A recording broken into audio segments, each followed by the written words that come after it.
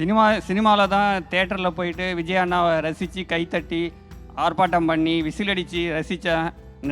நிழல் நடிகராக பார்த்துட்டு இருந்தேன். இப்போ நேராக தொட்டு பேசி சந்தோஷப்படுற அளவுக்கு இந்த நிலைமைக்கு கொண்டு வந்த என் பொண்ணை வந்து பெற்று எடுத்ததில் ரொம்ப மகிழ்ச்சி அடைகிறேன். என் பையன் அண்ணாவுக்கு ஹாப்பி பர்த்டே சொல்கிறாப்புல. Happy birthday Vijay uncle. என் பொண்ணு மயிலாடுதுறை மாவட்டத்தில் 3வது மதிப்பெண் பெற்றிருக்கா. அதற்காக கலெக்டர் அவர்கள் என் மகளை மட்டும் தனியாக அழைத்து வந்து பாராட்டி மகிழ்ந்தார்கள்.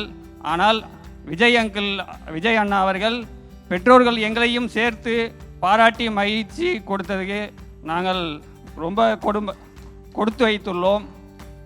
இதை என்றும் மறக்க முடியாது.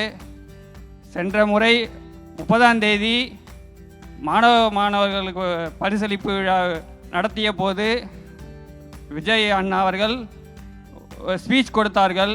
ஆனால் இன்று எங்களால் அவர் ஸ்பீச்சை கேட்க முடியாது.